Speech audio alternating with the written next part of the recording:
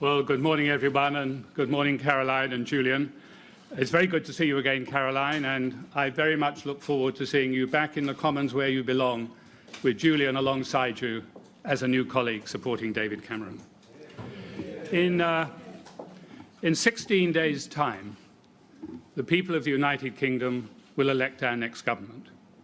5 years ago, we were on the verge of bankruptcy. Today, we're creating jobs, increasing investment, and reducing taxes. So there's a very simple choice for people to make. Do they vote for the party that presided over economic chaos or the party that has led us out of that chaos? If current predictions are correct, Labour's only route into number 10 is through some form of multi-party arrangement. The Welsh Nationalists, the Greens and the Scottish National Party are willing to support Labour at a price. And I think there's no doubt what that price will be. More borrowing, more spending, an end to welfare reform, and far more people dragged into higher tax brackets. In Wales, the Nationalists will ask Labour for more money to rescue their health service. And that is ironic, since Plaid Cymru are keen to point out that it's the Labour Party in Wales who wrecked the Welsh National Health Service in the first place. And the Greens will seek a pledge to spend more money on everything. But however worthy Green policy may be, it is quite simply a recipe for economic self-harm. And that leaves the Scottish National Party. If Labour were to accept an offer of support for them, it could put us on a course to a government held to ransom on a vote-by-vote basis, and we would pay the price. Last autumn, Scotland voted narrowly, by 10% only, to remain within the Union. It was, the SNP promised, the end of the matter for a generation. I didn't believe that for a moment. And now we can see they're merely waiting for a good excuse to put separation back on the agenda. Current polls suggest that the Scotnats will sweep Labour out of their Scottish strongholds. If they win even 35 to 40 seats, and that is well below the latest prediction of gains for them, they will become a significant presence at Westminster. And if that happens, and no party wins an overall majority, the SNP have offered to support Labour in an anti-Conservative alliance. And of course, as you know, the Scotnats are deeply socialist.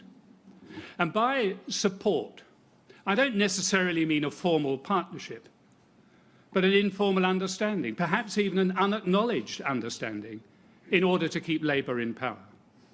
So Labour would be in hock to a party that slowly but surely will push them ever further to the left. And who would pay the price for that? You would. We all would. We'd all pay for the SNP's ransom in our daily lives through higher taxes, fewer jobs, and more debt. But that isn't all. The SNP's driving ambition is an independent Scotland. And as the price for their support, they will demand policies that favour Scotland at the expense, quite literally at the expense, of the rest of the United Kingdom. That's no way to run a country. And nor is it remotely fair to England, to Wales, and to Northern Ireland. The Labour leader in Scotland has already started down that route. He's proposed that Labour's new tax on the family home in England would raise funds for Scotland. And the relevance, the point of that is this.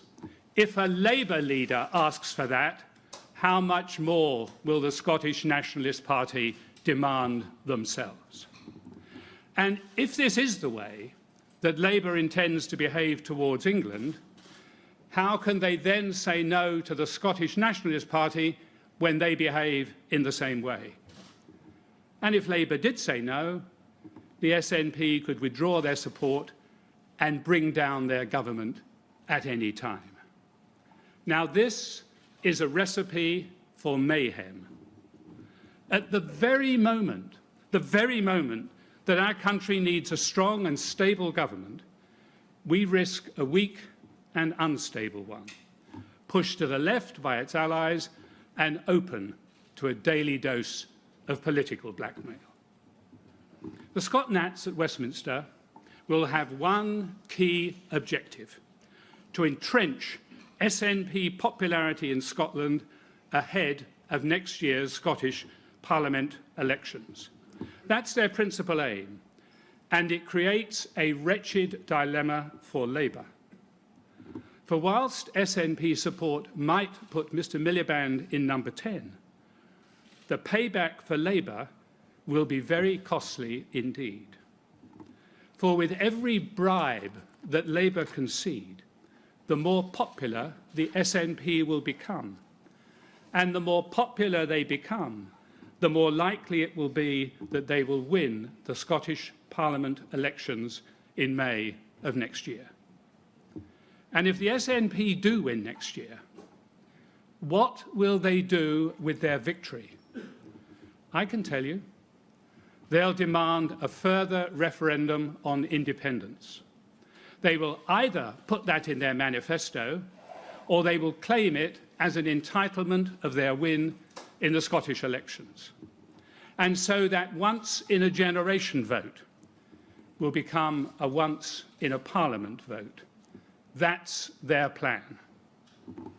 And the SNP has a second tactic. It's to drive a wedge between Scotland and especially England.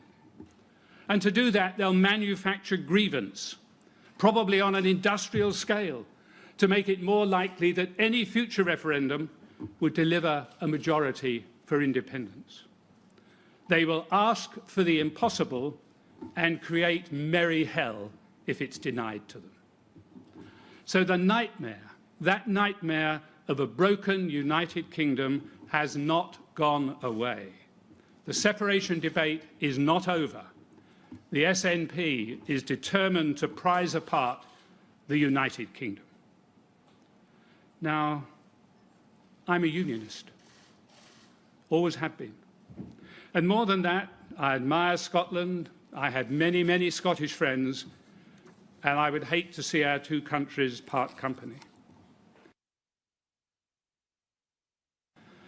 And the IFS, and Mr Miliband, and Alistair Darling have all pointed out a Scotland with full fiscal autonomy would have a fiscal deficit of 7.6 billion. For a nation of 5 million people, that's huge. And when pressed on that point, the SNP is wonderfully imprecise. But beneath the evasion and the gobbledygook, one thing is clear. In any negotiations on the fiscal framework, the SNP expects the rest of the United Kingdom to pay a large portion of the bill. And what of other promises they make, the SNP? What of their wish to join the European Union?